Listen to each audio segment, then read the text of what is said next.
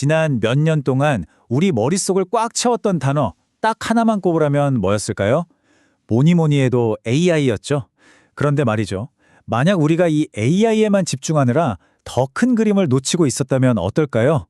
바로 2026년 다보스 포럼에서 우리 미래를 두고 전혀 다른 두 가지 이야기가 나왔습니다. 자, 이게 무슨 얘기인지 한번 제대로 파고 들어가 보죠. 네, 바로 이게 오늘 우리가 던져야 할 가장 중요한 질문입니다. 우리의 미래는 과연 갈등으로 치닫게 될까요? 아니면 AI가 이끄는 엄청난 창조의 시대가 열릴까요? 지금 보시는 것처럼 세계에서 가장 중요한 회의 중 하나인 다보스에서 나온 두 이야기가 정말 극과 극이에요. 한쪽에서는 큰일 났다, 지정학적 갈등이 최대 위험이다 이렇게 경고를 하고요. 다른 한쪽에서는 아니다, AI가 역사상 최고의 번영을 가져올 거다라고 약속을 하죠.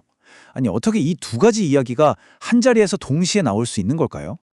자, 이 완전히 다른 두 이야기를 제대로 이해하기 위해서 오늘 우리가 함께 살펴볼 내용입니다. 먼저 각각의 주장이 뭔지 깊이 들여다볼 거고요. 그리고 이 두 개의 힘이 어떻게 부딪히고 또 섞이는지 분석해 볼 겁니다.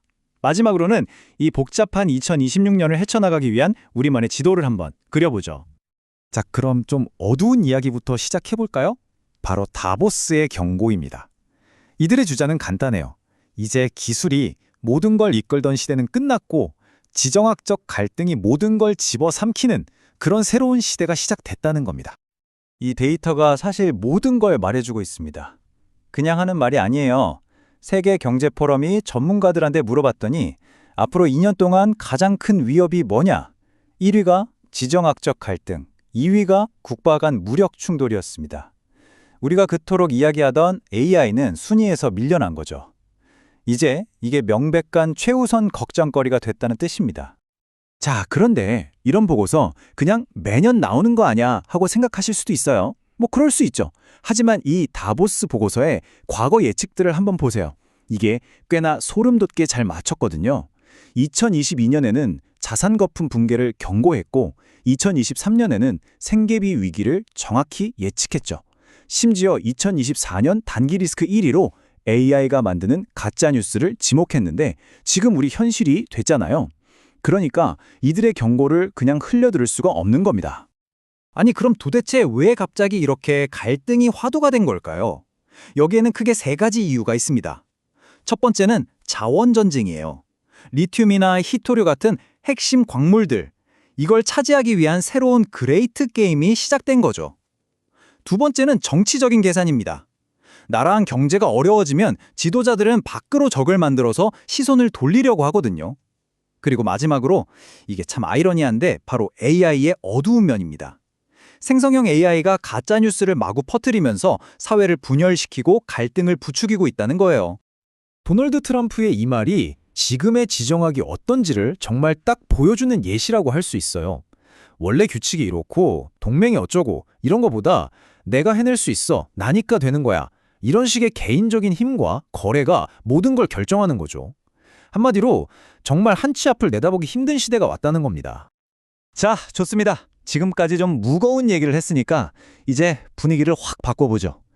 이런 지정학적인 먹구름이 잔뜩 껴있는 와중에도 기술업계의 리더들은 정반대의 이야기를 하고 있습니다. 바로 AI가 인류 역사상 유례없는 번영을 가져올 거라는 아주 강력한 믿음이죠.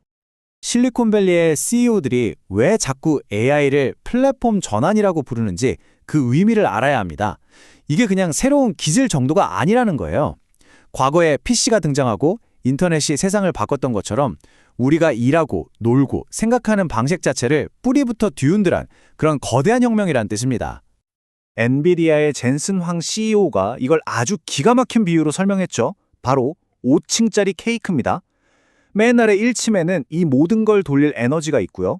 그 위에는 반도체 칩, 그리고 그 위에는 AI 모델을 만들어내는 거대한 토큰 공장, 즉 클라우드 인프라가 있죠. 그리고 그 위에 모델, 맨 꼭대기에 우리가 실제로 사용하는 앱이 올라가는 겁니다. 지금 이 KK의 모든 층이 정말이지 전례 없는 속도와 규모로 만들어지고 있는 거예요. 근데 이 케이크 만드는데 돈이 얼마나 들까요? 상상을 초월합니다. 기술 리더들이 이걸 뭐라고 부르냐면 인류 역사상 가장 큰 인프라 건설이라고 불러요. 말 그대로 수조 달러, 우리나라 돈으로는 경단위의 돈이 이 새로운 AI 인프라를 짓는데 쏟아져 들어오고 있는 겁니다. AI의 진짜 가치는요, 사람을 대체하는 게 아니라 사람의 능력을 증폭시키는 데 있습니다. 스티브 잡스가 예전에 컴퓨터를 정신을 위한 자전거라고 불렀죠. AI가 바로 그런 겁니다. 예를 들어볼까요? 방사선과 의사가 있다고 해보세요. AI가 수천 장의 엑스레이 사진을 분석하는 단순 반복 업무를 대신해주면 그 의사는 그 시간에 환자와 더 깊이 대화하고 더 정확한 진단을 내리는 그런 본질적인 일에 집중할 수 있게 되는 거죠. 자, 여기까지 들어보시면 머리가 좀 복잡해지실 거예요. 한쪽에서는 갈등, 다른 쪽에서는 창조. 대체 어느 쪽이 맞는 걸까요? 그런데 만약 이 두 이야기가 전혀 다른 이야기가 아니라 사실은 하나의 이야기, 동전의 양면 같은 거라면 어떨까요? 네, 바로 이겁니다. 이게 핵심이에요. 갈등과 창조는 따로따로 가는 미래가 아니라는 겁니다. 오히려 이 둘은 서로를 먹고 자라는 관계예요. 지정학적인 경쟁이 AI 기술 발전을 미친 듯이 가속시키고 그렇게 발전한 AI 기술은 다시 지정학적 갈등에 기름을 붓는 이런 거대한 악순환이자 선순환의 고리가 만들어지고 있다는 거죠. 이 표를 보시면 그 관계가 한눈에 들어오실 겁니다. 보세요. 나라끼리 군비 경쟁을 하니까 더 똑똑한 AI 무기를 개발하게 되죠. 공급망을 가지고 싸우니까 자국의 AI 스마트 팩토리를 짓게 되고요. 가짜뉴스로 정보전을 펼치려니까 생성형 AI가 최고의 무기가 되는 겁니다. 이 두 개의 힘이 서로 꼬리를 물고 계속해서 몸집을 불려나가고 있는 거예요. 이런 거대한 변화 속에서 누가 돈을 벌까요? 당연히 방위산업체나 빅테크 기업들이 떠오르시겠죠? 하지만 그 뒤에는 잘 보이지 않는 숨은 승자들이 있습니다. 예를 들면 공급망이 바뀌면서 새로 지어야 하는 공장이나 항만을 만드는 산업 인프라 기업들, 그리고 그 공장을 24시간 돌리는 로봇이나 자동화 소프트웨어 기업들, 마지막으로 세상이 시끄러울수록 오히려 가치가 올라가는 금이나 달러 같은 전통적인 안전자산도 빼놓을 수 없겠죠? 자, 그럼 이 복잡하고 정신없는 세상에서 우리는 도대체 어떻게 해야 할까요? 그냥 지켜만 보고 있어야 할까요? 아닙니다. 마지막으로 이런 현실에 대처하기 위한 구체적인 실행 계획을 한번 같이 세워보죠. 자, 4단계 계획입니다. 아주 간단해요. 첫째, 가장 먼저 해야 할 일은 이제 세상의 규칙이 바뀌었구나. 이걸 인정하는 겁니다. 둘째, 방위산업, 항공우주, 드론처럼 이 새로운 규칙 아래에서 주목받는 분야들을 찾아보는 거죠. 셋째, 공장을 새로 짓고 자동화 설비를 들이는 것 같은 거대한 구조적인 변화, 그 자체에 투자하는 겁니다. 그리고 마지막, 넷째, 이게 어쩌면 가장 중요한데요. 어떤 투자를 하던 간에 철저하게 리스크를 관리하는 원칙을 세우고 지키는 겁니다. 결국 핵심은 이겁니다. 우리의 목표가 전쟁이 날지 평화가 올지를 맞히는 점쟁이가 되는 게 아니에요. 그보다는 세상이 어떤 방향으로 흘러가든 그 어떤 시나리오에서도 버틸 수 있는 그런 튼튼하고 균형 잡힌 포트폴리오를 만드는 거죠.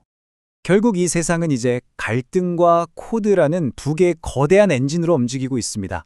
이 두 가지 힘이 서로 부딪히고 얽히면서 만들어내는 새로운 세상 속에서 여러분은 어떤 기회를 발견하고 또 어떻게 미래를 준비하시겠습니까?